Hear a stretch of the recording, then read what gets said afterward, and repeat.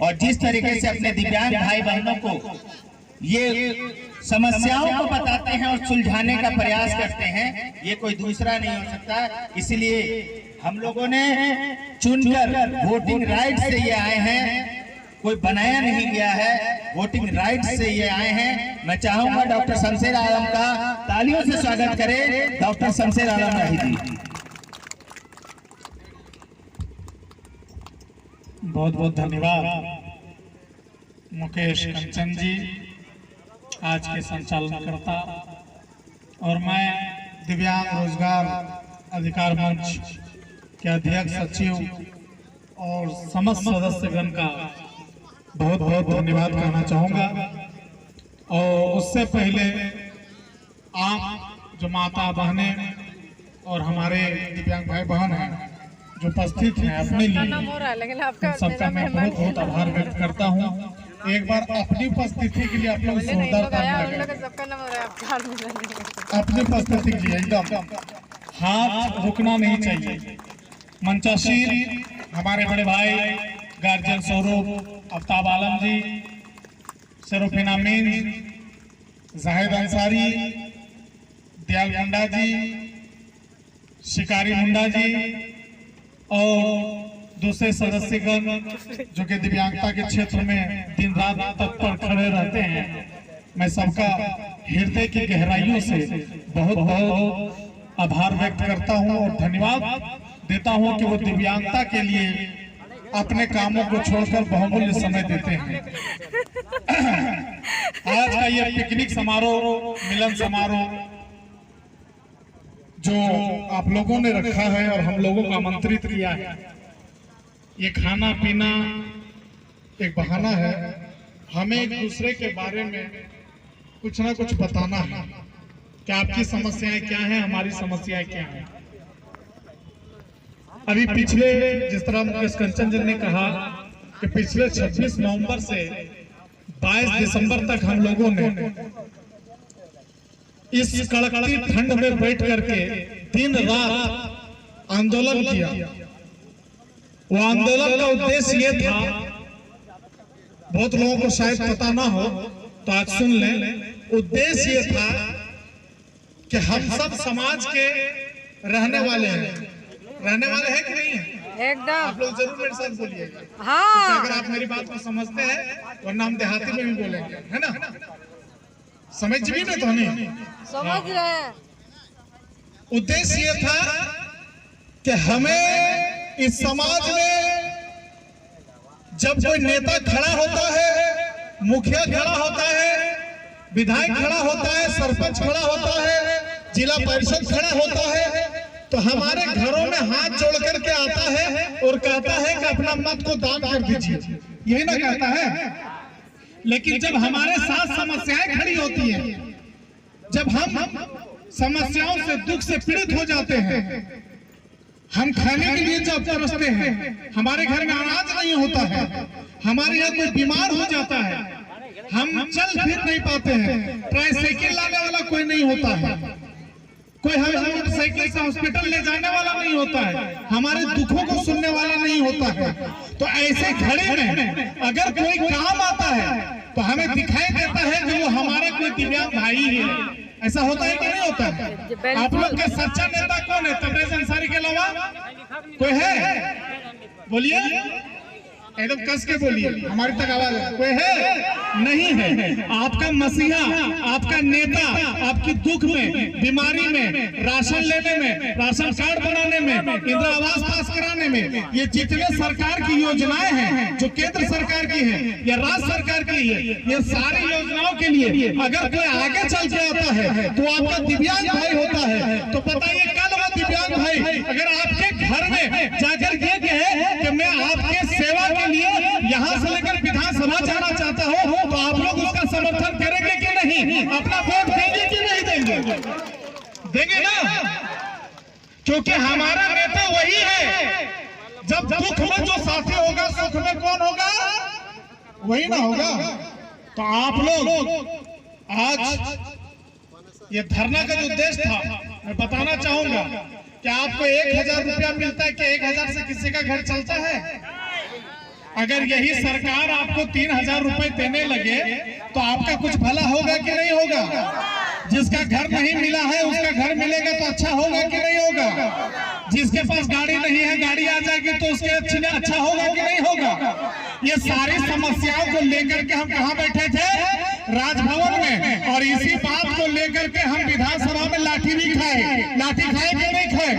लेकिन आज नहीं, बल्कि उसी दिन हम लोगों ने अपने आप से वचन कर लिया था, समस्त दिव्यांगजनों से ये वादा कर लिया था कि आज 20 दिसंबर को हम राजधानी के इस लोकतंत्र के मंदिर विधानसभा में जो घेराव करने आए हैं अपने हक अधिकार के लिए और वहां लाठी खा रहे हैं, उसी दिन हम वचनबद्ध हो गए कि आने वाला 2024 में समस्त झारखंड के दिव्यांगजनों को यही लाठी याद करके अपने अपने विधानसभा क्षेत्र से अपना नेता विधानसभा में भेजना है, चाहे हम कम ही हो लेकिन भेजना है। और भेज के इसी सरकार को बताना है कि हम शरीर से अपंग है, दिमाग से नहीं है, हमारा अधिकार भी वोट देने का है। अगर हम वोट भी देंगे तो दिव्यांग को वोट देंगे। इसीलिए साथियों, आप कमजोर नहीं हैं। आपको भारत का कानून इतना बड़ा हथियार, इतनी बड़ी ताकत और वो हाथ दिया है जिसके ऊपर आप रख देंगे वो राजा बन जाएगा, और जिसके ऊपर से आप हटा लेंगे वो रोड पे भीख मांगते हुए नजर आएगा। तो आपके पास मालिक ने भले शरीर लिया है, एक अंग लिया है, लेकिन उसी मालिक ने आपके लिए वो कानून दे दिया है कि आप जिसको चाहे राजा बना दे, जिसको चाहे भिखारी बना दे। तो मैं आपसे यही कहना चाहता हूं कि हम दिव्यांगजनों ने आप लोगों की सेवा के लिए जिस तरह अपने मसीहा अभी तबरेज अंसारी और बहुत सारे ऐसे मसीहा हैं अपने अपने क्षेत्र के, जैसे जाहिद अंसारी जो पूरे कांको ब्लॉक के दिव्यांगजनों के लिए सेवारत है, उसी तरह भी मुकेश महतो जी जो नामकुन ब्लॉक के लिए सेवारत है, फिना मीन जी जो सेवारत है। और इसी दिव्यांग में प्रतिभाओं की कमी नहीं है, टैलेंट की कमी नहीं है, हुनर की कमी नहीं है। कोई खेल जगत में खेल कूदना चाहता हो, जो अपना नाम रोशन करना चाहता हो देश और दुनिया में, अपने इलाके में, अपने प्रदेश में, तो उन लोगों के लिए यहाँ पे दो महान शख्सियत बैठे हुए हैं। मेरे बाएं तरफ आफ्ताब आलम जी हैं जो खेल को झारखंड में दिव्यांग खेल को पैदा किए हैं, और उसी खेल को मजबूती के साथ आज मुकेश कंचन जी आगे लेके जा रहे हैं। आप इन दोनों को भी साथ नहीं छोड़िएगा, क्योंकि आपको गाना हो, नाचना हो या खेल खेलना हो, क्रिकेट खेलना हो, फुटबॉल खेलना हो, तो ये दो महारथी ऐसे हैं जो दिव्यांग जगत को जमीन से लेकर के आसमान की ओर बढ़ रहे हैं। दोस्तों, हमारे पास किसी तरह की कमी नहीं है, हम किसी चीज से लाचार नहीं है। हम इतने पढ़े लिखे हैं कि अच्छे अच्छे वीडियो सीओ को भी पढ़ा सकते हैं, इतना दम रखते हैं, मगर सरकार हम लोगों को लाचार, भिखारी, गरीब और ना बोलने वाली कमजोर शख्सियत समझ करके आज हमारे पर तवज्जो नहीं दे रही है। जिसकी वजह ये है, जिसका सबूत ये है कि हम 1 महीने तक धरने में बैठे रहे और सरकार में न पक्ष आया न विपक्ष आया, कोई देखने नहीं आया। तो हम लोगों ने ये प्रण कर लिया है, ये वादा कर लिया है, ये सोच लिया है कि 2024 में जब चुनाव होगा, जब भिखारी की तरह नेता हमारे दरवाजे पे आएंगे तो हमें ठुकरा के कहेंगे कि तुम आ जाए हो, हम अपना नेता चुन करके कहीं आफ्ताब आलम को भेजेंगे, कहीं मुकेश कंचन को भेजेंगे, कहीं जाहिद अंसारी को भेजेंगे, कहीं तबरेज अंसारी को भेजेंगे, और उसके बाद भेज करके विधानसभा को दिव्यांग विधानसभा बना देंगे। क्या बना देंगे? बोलिए।